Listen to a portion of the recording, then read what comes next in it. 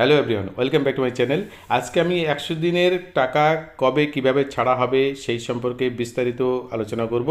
আর সেই সঙ্গে আবাস যোজনার টাকা সত্যি সত্যি কবে ছাড়া হবে বা সেই সম্পর্কে কি বিস্তারিত খবর আছে এবং আপ টু ডেট কী খবর আছে সেটা নিয়ে আপনাদের সামনে আলোচনা করব। আপনারা যদি আমার চ্যানেলে নতুন হয়ে থাকেন অবশ্যই চ্যানেলটিকে সাবস্ক্রাইব করে বেল আইকনের অল অপশনটি এরকম চালু করে রাখুন, যাতে এইরকম কেন্দ্র রাজ্য সরকারের সকল প্রকল্পের আপডেট সরকারি অফিস থেকে সরাসরি সবার আগে আপনার কাছে পৌঁছে যায়।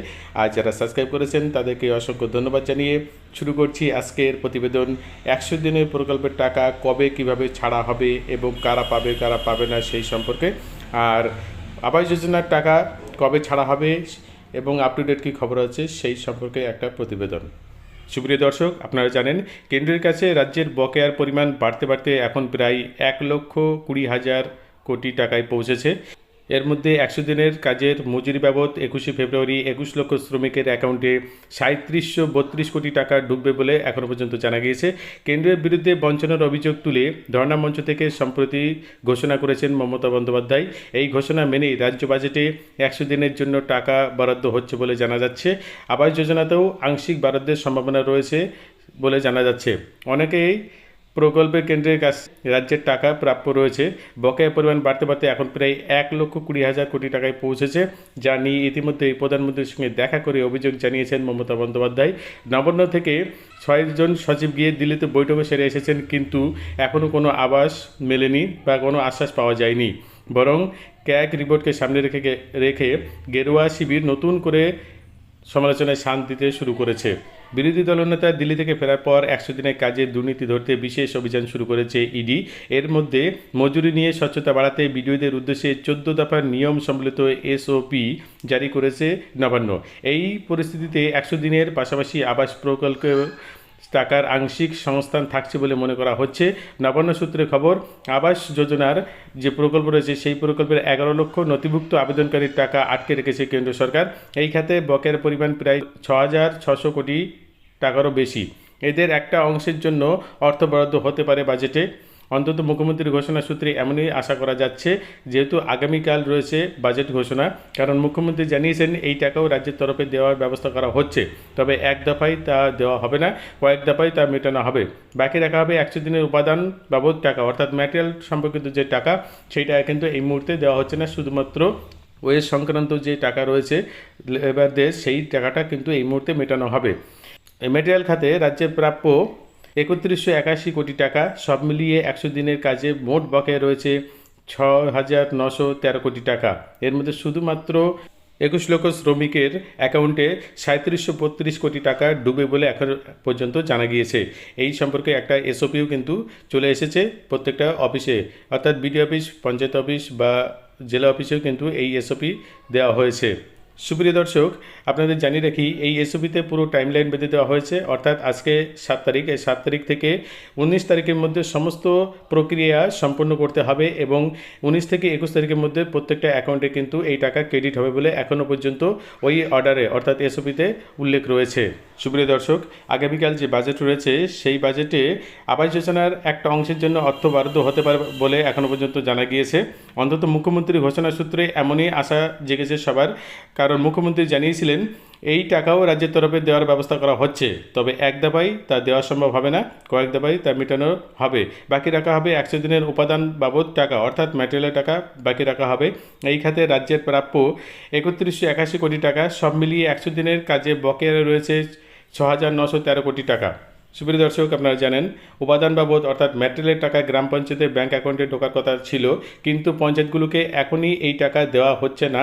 সব মিলিয়ে সামাজিক ক্ষেত্রে রাজ্যের বাজেটে যে বাড়ছে তা বেশ স্পষ্ট বলে সবাই মনে করছে। সুপ্রিয় দর্শক, এ প্রসঙ্গে আপনাদের আরও জানিয়ে রাখি 100 দিনের কাজ প্রকল্পে অনিয়ম ও চুরির অভিযোগে রাজ্য জুড়ে তল্লাশির অভিযানে নেমেছে এনফোর্সমেন্ট ডিরেক্টর অর্থাৎ ইডি। এই প্রকল্প খাতে বাংলার কম বেশি 21 লক্ষ শ্রমিকের মজুরি বাবদ 2800 কোটি টাকা এখনও আটকে রেখেছে কেন্দ্র সরকার। সেই টাকা এবার রাজ্য সরকার দিয়ে দেবে বলে ঘোষণা করেছে মমতা বন্দ্যোপাধ্যায়ের সরকার। ঘটনাচক্রে এরপরই শুরু হয়েছে এই তল্লাশি অভিযান। এহেন পরিস্থিতিতে শ্রমিকদের বকেয়া টাকা মেটানোর ব্যাপারে খুব সতর্ক হয়ে গেল নবান্ন। মুখ্যমন্ত্রী মমতা বন্দ্যোপাধ্যায় ইতিমধ্যে ঘোষণা করেছেন 21শে ফেব্রুয়ারি থেকে শ্রমিকদের ব্যাঙ্ক অ্যাকাউন্টে সরাসরি ওই টাকা পাঠানো হবে। সূত্রের খবর, ওই টাকা পাঠানোর ব্যাপারে এসওপি তথা স্ট্যান্ডার্ড অপারেটিং প্রসিডিওর তৈরি করেছে পঞ্চায়েত দপ্তর।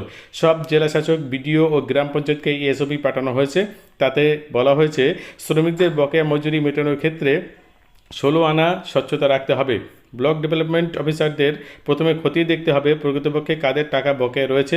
যাদের টাকা বকেয়া রয়েছে তাদের জব কার্ড রয়েছে কিনা, নাকি বাতিল হয়ে গেছে। প্রত্যেকটি শ্রমিকের নামের পাশে তার ব্যাংক অ্যাকাউন্ট নম্বর রয়েছে কিনা সেটা দেখতে হবে। সেই অ্যাকাউন্ট অ্যাক্টিভ কিনা বা ডরমেন্ট তাও খতিয়ে দেখতে হবে। কোনো শ্রমিক ইতিমধ্যে মারা গেলে তার নামের পাশে নোট রাখতে হবে। এরপর প্রত্যেকটা বিডিও যে লিস্ট তৈরি করবেন সেই তালিকা একের পর এক গ্রাম পঞ্চায়েতের কাছে পাঠাতে হবে। 15ই ফেব্রুয়ারির মধ্যে গ্রাম পঞ্চায়েতের কর্মীরা বাড়ি বাড়ি গিয়ে ওই তালিকা ভেরিফাই করবেন। কারো ব্যাংক অ্যাকাউন্টে বদল হয়ে থাকলে তাও লিপিবদ্ধ করতে হবে। এক্ষেত্রে 18 তারিখের মধ্যে ওয়েজ পেমেন্ট লিস্ট চূড়ান্ত করতে হবে। 19 তারিখের মধ্যে ব্যাংক ওয়ারি পেমেন্ট অ্যাডভাইস তৈরি করে ফেলতে হবে বিডিওদের। তারপর 21 তারিখ টাকা রিলিজ করা হবে বলে এখনও পর্যন্ত ওই এসওপিতে জানা যাচ্ছে। অনেকের মতে সন্দেহ নেই এই ঘটনা গ্রাম পঞ্চায়েত বিশেষ করে বিডিওদের উপর বড় চাপ সৃষ্টি করেছে, কারণ তালিকায় সামান্যতম ভুল ভ্রান্তি হলে দায়ী কিন্তু তারাই থাকবেন বলে এখনও পর্যন্ত ওই এসওপিতে জানা যাচ্ছে। তবে নবান্ন সূত্রে বলা হচ্ছে, গ্রাম পঞ্চায়েত ও বিডিও অফিস স্তরে কোনো ভুলভ্রান্তি হচ্ছে কিনা তার উপর নজর রাখার দায়িত্ব থাকবে মহকুমা শাসক, অতিরিক্ত জেলা শাসক ও জেলা শাসকদের উপর। তার যে কোনো মুহূর্তে স্যাম্পল ভেরিফাই কিন্তু করতে পারে। সব মিলিয়ে কম বেশি 21 লক্ষ শ্রমিককে বকেয়া মেটাতে এখন যুদ্ধকালীন তৎপরতা শুরু হয়েছে নবান্নে। জেলা শাসকদের নিয়ে ইতিমধ্যে একবার ওরিয়েন্টেশন মিটিং করে ফেলেছেন পঞ্চায়েত সচিব। বুধবার জেলা শাসকরা সমস্ত বিডিও, গ্রাম পঞ্চায়েত অন্যান্য কর্মীদের নিয়ে ওরিয়েন্টেশন মিটিং করবেন বলে এখনও পর্যন্ত ওই এসওপিতে জানা যাচ্ছে। 8 তারিখ থেকে খসড়া মজুরি তালিকা তৈরি করতে হবে প্রত্যেকটা বিডিওদের। সুপ্রিয় দর্শক, আপনাদের সুবিধাতে জানিয়ে রাখি, অনেক জব কার্ড কিন্তু এর মধ্যেই ডিলিশন করা হয়েছে রাজ্যের তরফে, এবং সেই ডিলিশন জব কার্ডের যদি কোনো ব্যক্তির নাম এই ওয়েজ লিস্টে থেকে থাকে সেটা কিন্তু বাদ দেওয়ার প্রক্রিয়া শুরু হয়েছে, এবং সেটাকে বাদ দিয়েই যে সমস্ত অরিজিনাল প্রাপক রয়েছে তাদের অ্যাকাউন্টেই একমাত্র টাকা ঢোকানোর প্রসেস শুরু হয়েছে বলে এখনও পর্যন্ত জানা যাচ্ছে। আর এসওপিতে যে নির্দেশ রয়েছে সেই নির্দেশ মেনে সেইভাবেই কিন্তু কাজ এগোচ্ছে বলে এখনও পর্যন্ত পঞ্চায়েত দপ্তর এবং বিডিও অফিস দপ্তর থেকে সেটা জানা যাচ্ছে। আজকে 7 তারিখ, আজকে জেলা বিডিও অফিস এবং পঞ্চায়েত অফিস নিয়ে যে মিটিং হওয়ার কথা সেটা কিন্তু আজকে হতে চলেছে, এবং আগামীকাল থেকে চূড়ান্ত তৎপরতার সঙ্গে সেই কাজ কিন্তু শুরু হবে বলে এখনও পর্যন্ত ওই এসওপিতে উল্লেখ রয়েছে, এবং সেটা করতেই হবে।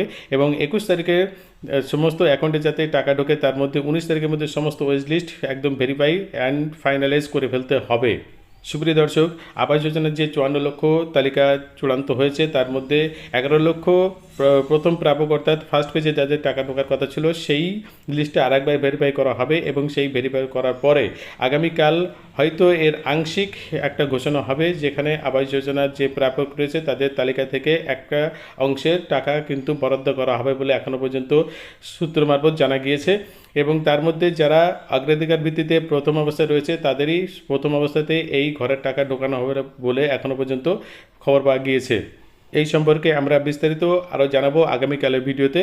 তাহলে আজকে এই পর্যন্তই জানা গেল যে 100 দিনের প্রকল্পের টাকা 21 তারিখের মধ্যে প্রত্যেকটা ব্যাঙ্ক অ্যাকাউন্টে ঢোকানোর প্রক্রিয়া শুরু হয়েছে, এবং 19 তারিখের মধ্যে চূড়ান্ত তালিকা তৈরি করা হবে যুদ্ধকালীন তৎপরতার মাধ্যমে। আর যে আবাস যোজনার 11,000 লিস্ট রয়েছে প্রথম প্রাপক হিসাবে, অর্থাৎ যারা ফার্স্ট প্রায়োরিটি লিস্টে স্থান পেয়েছিল তাদের মধ্যে থেকে আংশিক অর্থাৎ কিছু অংশ আগামীকাল বাজেটে ঘোষণা হবে তাদের জন্য এই ঘর বরাদ্দ করার জন্য। সুপ্রিয় দর্শক, এই ছিল 100 দিনের প্রকল্পের টাকার এবং আবাস যোজনার টাকার একটা সঠিক আপডেট। এরপরেও যদি আপনারা কিছু জানতে চান তাহলে অবশ্যই কমেন্ট আকারে প্রশ্ন করুন, আমি সরকারি গাইডলাইন মেনেই আপনাদের উত্তর দেওয়ার চেষ্টা করব। আর যারা এখনও পর্যন্ত আমার চ্যানেলটিকে সাবস্ক্রাইব করেননি বা নতুন দেখছেন তারা চ্যানেলটিকে সাবস্ক্রাইব করে রাখুন এইরকম কেন্দ্র ও রাজ্য সরকারের সকল প্রকল্পের সঠিক আপডেট সঠিক সময়ে সরকারি অফিস থেকে সরাসরি পাওয়ার জন্যে। আর যারা সাবস্ক্রাইব করেছেন তাদেরকে অসংখ্য ধন্যবাদ জানাচ্ছি। ভিডিওটা যদি ভালো লেগে থাকে অবশ্যই একটা লাইক প্রদান করবেন এবং বন্ধুমহলে শেয়ার করে সঠিক তথ্য জানার সবার সুযোগ করে দেবেন। যাই হোক, সবাই সুস্থ থাকুন, ভালো থাকুন।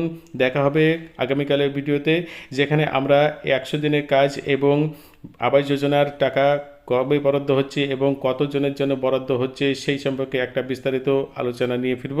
ততক্ষণে সবাই সুস্থ থাকুন, ভালো থাকুন। এই বলে আজকের ভিডিও এখানে শেষ করছি।